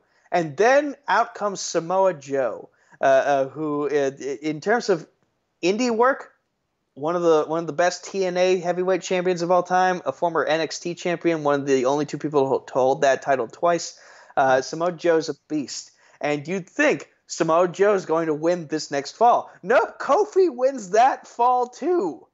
And, the next fall, it was AJ Styles, but Samoa Joe had beaten up on Kofi in anger after Kofi had pinned him. So Kofi was a little vulnerable, but AJ's like getting ready to just say, hey man, just forfeit. I don't feel like beating you up today. And Kofi just shows a fire in his eyes of like, I've been here 11 years. I've been here too damn long. I am hungry for this opportunity because I'm not going to get any more anytime soon. And so the fans were just... Plus, I was about to say, isn't that a little out of character for AJ Styles from what I have seen of him? I might be misrepresenting how it was said on his end, but you kind of get the gist of like AJ didn't want to beat up on Kofi while he was already down, and Right. Kofi was just like determined to fight through anything because he understood the stakes of this opportunity. He hadn't gotten an opportunity like this in so long, and the crowd was just eating it up because it was like their reminder of like, we hadn't seen Kofi do things like this for a hot minute, and now this was their reminder of just how good Kofi Kingston actually is since the last time he got to do something like this. And so the crowd sees the effort he's putting in. He's fighting while supremely hurt and fighting as hard as he can to not let AJ beat him. And unfortunately, AJ beats him in that gauntlet. But the crowd is behind Kofi at this point. And then fast forward to the Elimination Chamber, it comes down to the final two, which is Daniel Bryan and Kofi Kingston. And the crowd is just so hot for this. And you see about 10 to 15 minutes at the end of this match of like some of the best in-ring storytelling you will ever see, of just like Kofi going above and beyond to try and beat the WWE champion in this final fall of the Elimination Chamber and achieve his dream. And get there, and he just comes so close, but he misses it. And so like they did that interesting thing where after the match they put the camera on the guy who lost but is still sitting in the ring, and they have both members of the New Day with him. He's sitting on the stairs outside the chamber, and the WrestleMania sign is just right behind all three of them. So if that's not foreshadowing, I don't know what is. And so fast forward to the next SmackDown, and Kofi, by pinning Daniel Bryan again in a tag team match, Shane McMahon, who runs SmackDown, gives Kofi an opportunity to face Daniel Bryan for the title at Fastlane. And then at the contract signing for that match, Vince McMahon pulls the rug over our eyes and says, "Nope, Kevin Owens is getting the title shot. Kofi, you're just too much of a B+ player," which is what they referred to Daniel Bryan as back in the lead up to WrestleMania 30. They kept calling Daniel Bryan a B+ player because he was small and didn't look like Randy Orton or John Cena. He didn't have the look, he didn't have the build, but he had the work ethic, and that was enough to get the crowd behind Daniel Bryan at that time. Now Daniel Bryan is essentially the villain in this role, and they're using the same rhetoric that they used in Daniel Bryan 5 years ago. They're using it on Kofi now,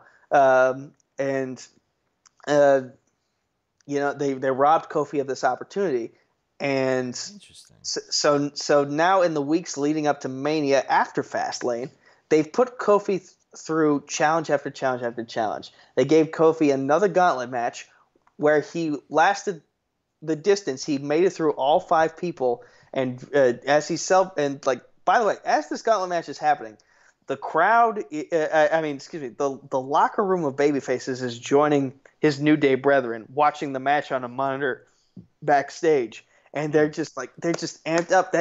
And I guarantee you that there's legit feeling to that because Kofi is legitimately respected backstage by the locker room, and so like those people are legitimately happy to cheer on Kofi as he's going above and beyond in another gauntlet match. And he actually succeeds this time. He wins the gauntlet match. The New Day is celebrating in the ring with him. And then Vince McMahon comes out again, and he pulls the rug over our eyes again and says, "You'll get your WrestleMania opportunity against Daniel Bryan if you beat this one last challenger." And it's Daniel Bryan. And Kofi is already beaten up from having to previously beaten 5 people in the past hour. And unfortunately, Kofi can't survive a Daniel submission, and so Kofi, that was his last opportunity to achieve by himself.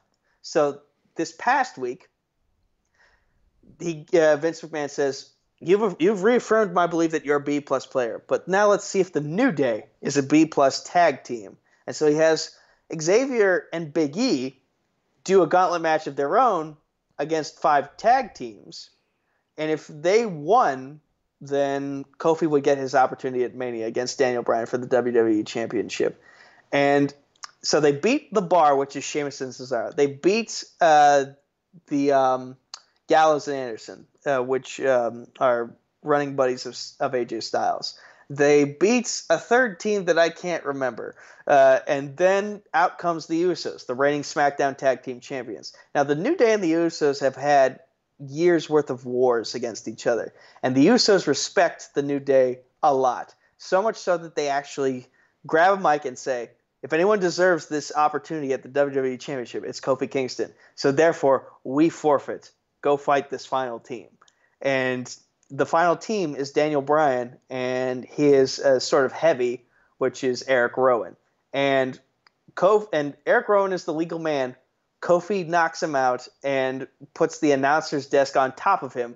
And so the ref counts to 10, and they win the gauntlet match. Kofi is finally going to WrestleMania. He's getting the opportunity at the WWE Championship against Daniel Bryan. And the entire babyface locker room just joins them in the ring celebrating.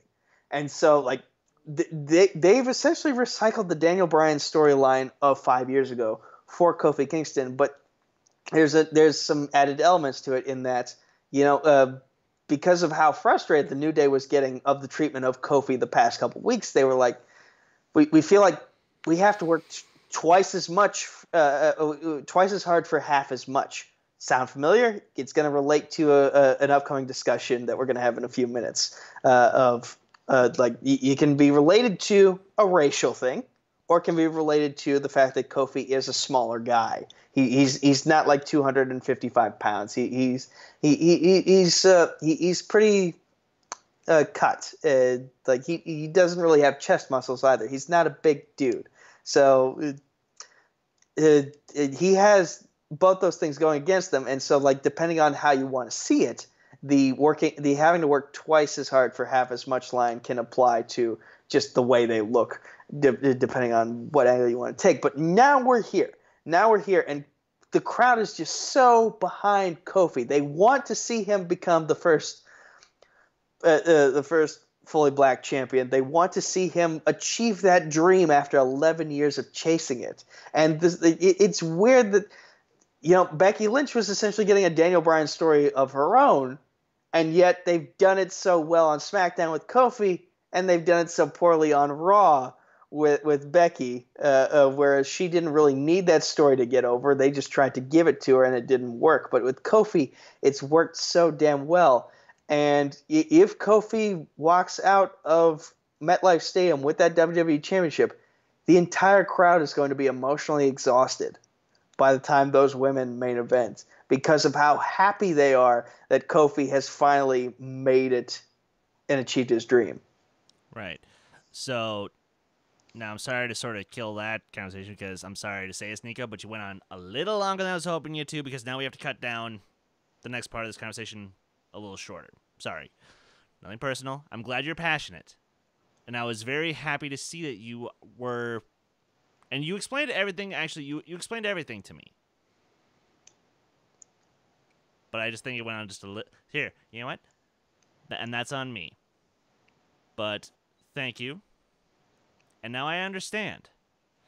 Because the second thing we were going to talk about, unfortunately, I have to pretty much cut it from the notes because I wanted to keep the show actually under 2 hours tonight. But that's okay.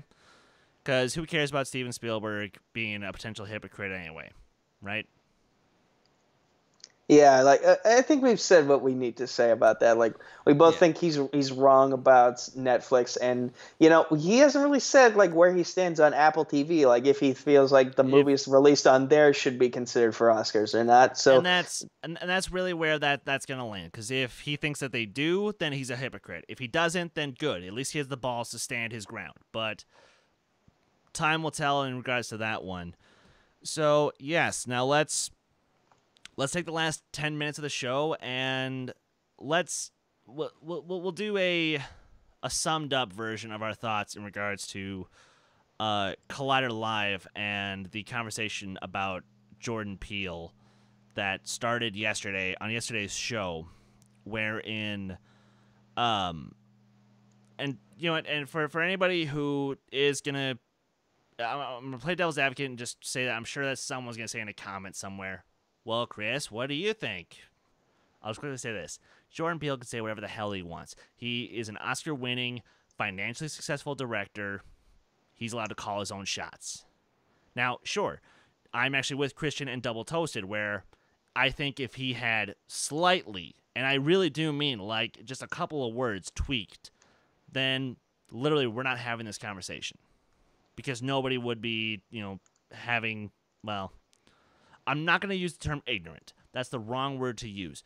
But I will say that they'd be, there wouldn't be any form of backlash outside of, completely racist idiots.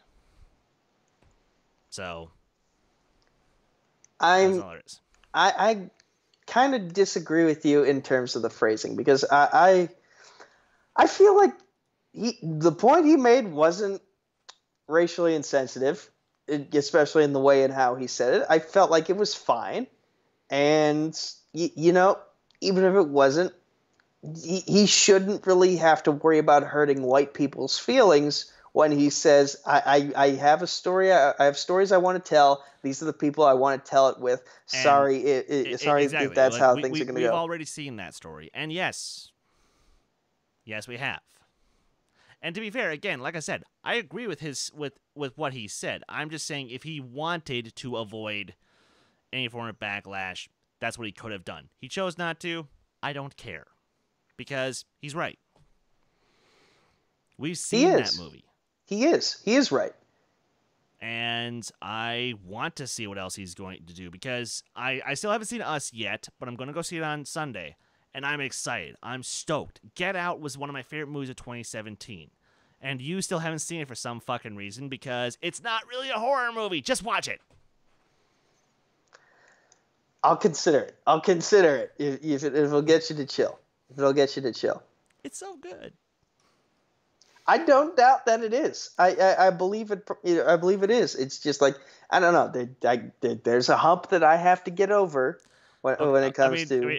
Am I going to have to, listen. am I going to bribe a lady friend of yours to watch it with you so that way you can feel comfortable? Listen, what you consider scary, I don't know if I can say the same thing, and vice versa. I don't get scared by anything.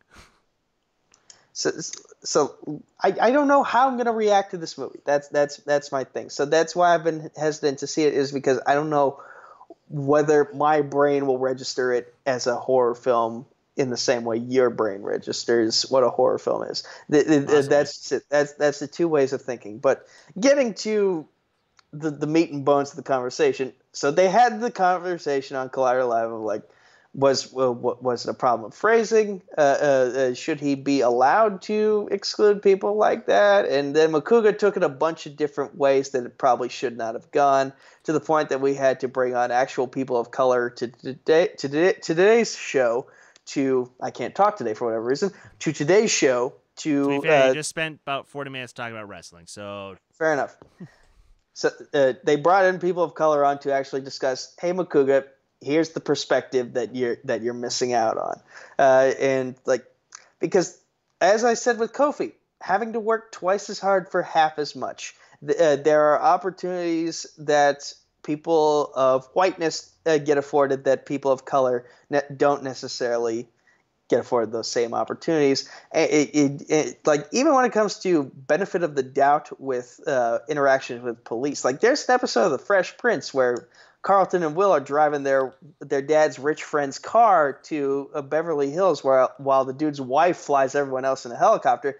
They get lost in a neighborhood where they don't necessarily match the population of that neighborhood. Right. And two cops come in, they pull them over, and they immediately racially profile them as suspected car thieves. And Carlton, he comes from a position of privilege from the wealth that he grew up with, so he thinks everything's going to be all hunky-dory, and the cops are his friend. Meanwhile, Will has experience from his life in Philly of like, nope, that's not how this is going to go down. Like, listen, we don't get afforded the same opportunities as white folk when it comes to interacting with the police. We have to be like 105% perfect in the way we interact with these people. Otherwise, they're going to put bullets in us. That's even more true for today than it was for that era when they did the Fresh Prince episode. And, Colin Kaepernick, I bring him up because he asked a military vet, what is the right way to use what is the right way to protest using the platform that I've been provided as a celebrity, as a football player? The military vet said, you can kneel during the national anthem. That is the most peaceful way you can go about it. And so he did exactly that, and he actually did start And a then movement out came the racists. Yes, basically what happened is the conversation stopped being about what he was protesting, and the conversation became about how he was protesting. Because you know, even white people can't even let black people empower themselves without giving in their 2 cents. Like, it has to be, no, you can't kneel during the national anthem. You can't do marches in traffic. You can't block the roads. You can't do anything that's inconvenient to me because I like having control over the situation. Okay. As someone who... I know where you're going to go with this. About the roads, and I get it. It's inconvenient to block traffic, but I understand why they're doing it. No. It's not such as that, because, dude, I live in the founding zone of Black Lives Matter, okay? Like, literally. Like, I shit you not. Now, granted, I wasn't on that highway when that happened on I-94 in St. Paul, but I was on the road that day. And it's not a matter of, inconveniencing. That's just, in my opinion, that's just a little too dangerous. Because either you're going to have police who are going to, for the sake of trying to, and I'm going to be completely transparent here. St. Paul Police Department isn't exactly the most PC. So there could have been some worse ways that wound up going down versus minus a few arrests and just some very aggressive, shall we say, of breaking up. Now, my thing is that in regards to the exact execution of some of the protests, I do feel that it's not effective enough. That, if that makes sense, like, because sometimes, at least what I have been noticing, is that some of the more subtle protests wind up being the more effective ones, versus the ones that are so in your face that, sadly, people of less common sense have no choice, they feel, other than to, respond back with nothing but aggression. That's a damned if you don't, damned if you do, damned if you don't situation, because if you subtlety, people might not acknowledge it.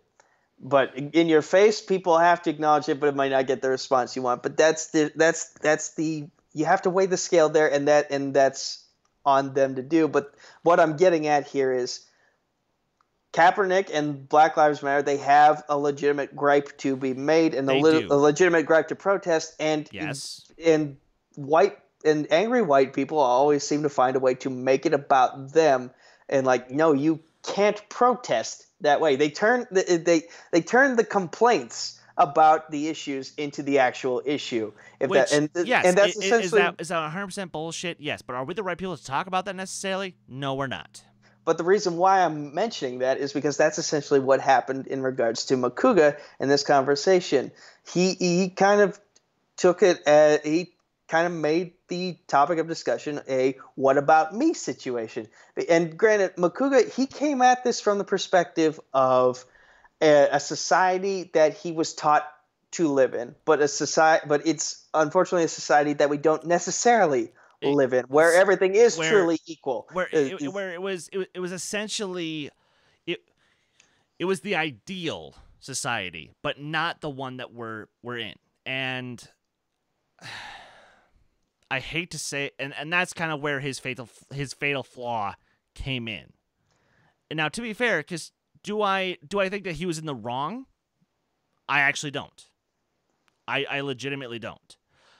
Because he didn't come at it from a place of hatred. He didn't come at it from a place of malice. He came at it from a place of concern. He came at it from a place of worry that it will wind up begetting more racism, that will wind up begetting more angry white people. And it it was a poor attempt to defuse the situation before it could take off. At least that's the way that I read it. And then luckily, Roka, Darina, and Jay all understood that in today's conversation. But they were then able to respond with a different perspective that, as you and I mentioned off camera during the break, like, this was their perspective, and it got Josh to about here. Now, there's just something that's programmed in him that didn't quite fully get him the rest of the way. But at least I could already see that it was starting to click there. To use an analogy that Roka used, for the longest time, the pendulum has leaned to one side. And that one side has been... And literally, yeah. I said the same thing about Black Panther when that got nominated. Because right now, we are in a time of overcorrection. And it's needed. It's needed to happen. This needs to happen.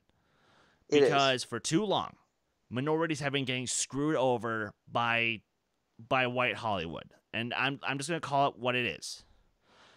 But now, we have an opportunity to make it better.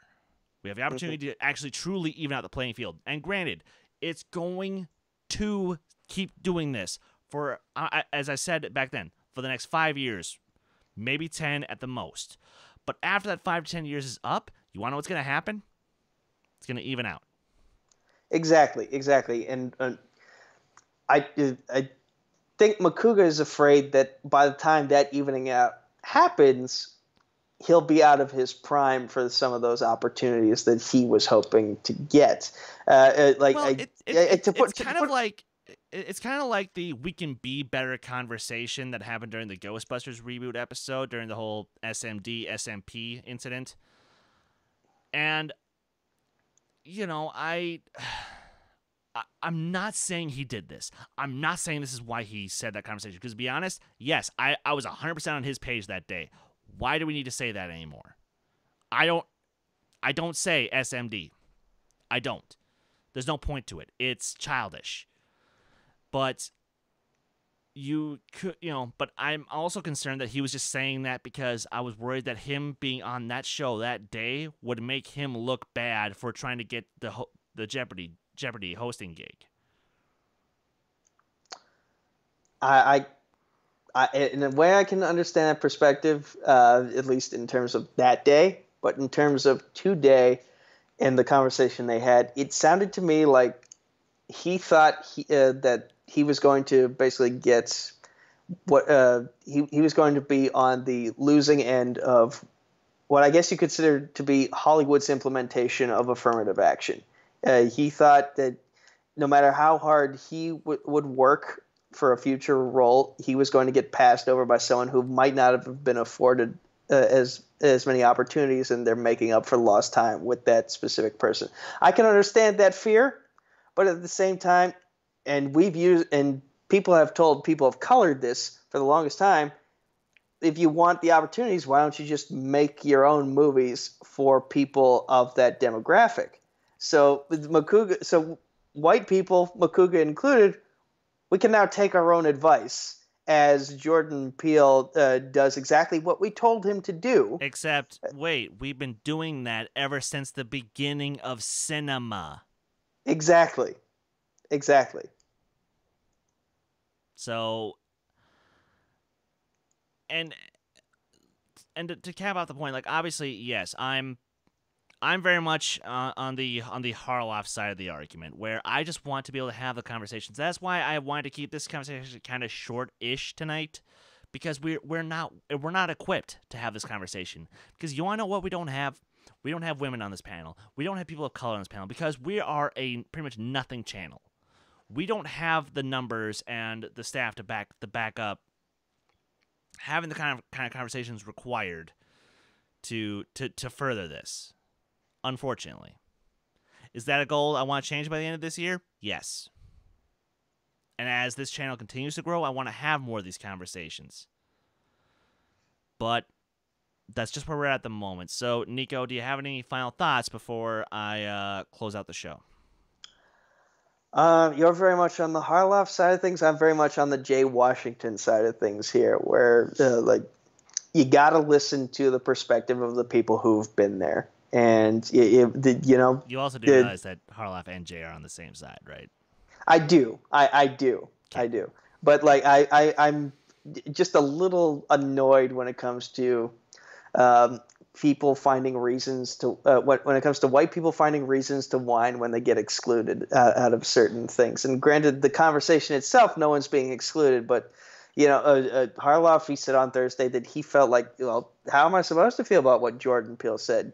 Does he not like me? Should I feel sad now? I don't know. And I'm just like, stop trying to make it about you. Just let Jordan Peele have his way here and try not to, because there are plenty of people who tell people of color when they don't get their way, just stop whining and deal with it. So now the shoe's on the other foot, and that's basically what I would say to Christian and Makuga is, don't try to make this so much about you. Just see the perspective, and we can have the conversation, but don't get so uptight about it. That's fair. And for my final thought, I mean, Makuga, I guess I can see that, but for Harloff in particular, especially today, I didn't think he was deserving That's why I said. of. That's why I said yesterday. Okay, fair enough. But to be fair, he already came around on that as of today, and that's why I feel like I need to give just a quick round of applause to everybody on that show because they did the most fucking responsible thing they could have. And rather than let that conversation just fester over and let it lead to more shenanigans later on down the road, they tackled it head on. Just like with the SMD SMP incident. And Makuga did get a little bit of a taste of his own medicine in regards to we can be better. And sure, was it the reaction that maybe we wanted to see? No. Was that a conversation that I wanted to necessarily listen to? Well, I mean, I'll be honest, it was better than listening to Sensei or whatever the hell from the Karate Kid, because I'll be honest, sorry guys, I'm not a big fan of that movie, but I will say I thought that the conversation was very responsible, and I'm so happy that I have the privilege of knowing these people, and that seeing them take that kind of initiative to keep having those kind of conversations, which will eventually make this world a better place. That made me so happy as a fan, as a person, as somebody who has my own crazy ideas and my own crazy dreams. And hell, for my show that I'm writing, I don't really, see the need for that many people of any particular ethnicity. I just want who I think is the best talent for the role. And to be honest, when I eventually do make my character breakdown, I think I'll only need 4 or 5 white people in the show. The rest, the more the merrier. So that's essentially where I'm at. And guys, thank you so much for tuning into this week's episode of the Who Cares Anime podcast. Sorry it went on a little unfocused towards the end there. I'm sorry. And but this was actually a great episode. And okay, a little peek behind the curtain, I actually have somewhere I gotta be in about 20-30 minutes, so that's why I'm cutting us off a little early. Sorry about that. But until next time, you guys always know where to find us. Nico, where can the good folks find you online? Facebook, Twitter, YouTube at Nico Suave Regoli. That's NICOSUAVEREGOLI. Right here on Dedicated to Art and all the places Chris will say in just a few moments. Multiplex Entertainment is the name of the Facebook group, and the YouTube channel. Twitter is at MultiplexYT. The Instagram is Multiplex Entertainment Network. The TeePublic is just Multiplex Buy Our Awesome Shirts. Combat Wrestling Trivia is the name of the Facebook group. Combat Wrestling Network is the name of the YouTube channel. The poorly made Twitter handle is at Combat Wrestlin, the number 2. There is no G in there, but if you like wrestling and if you like wrestling trivia, come join us over there. I have another project in the works, but I can't really say what it is just yet, but stay tuned. In a couple weeks I should be able to finally reveal some stuff. Schmodown Discord League matches should be starting up soon, and I will be competing in one of the first matches for that league, making my return to Multiplex in terms of in-ring competition. And lastly, if you're an MMA fan, at 11 o'clock, Bellator 219 is going to be live streaming their post limbs on MMAfighting.com. My good buddy Dominic Mazzata is competing in the main event of those post limbs. So if you are a fan of MMA, go give him a watch. Show your support. That's the Honey Badger Dominic Mazzata. One more time, go watch him kick some ass. Cool. And, of course, you guys can follow me on Twitter, Instagram, Stardust, Letterboxd, at Skywalker Dohmen. You guys can follow this very channel on Twitter and Instagram at D2A Channel. Please like our Facebook page. Go check out our free-for-all 3 reaction, which just dropped on YouTube, which, I'm sorry, Nico. I'm sorry.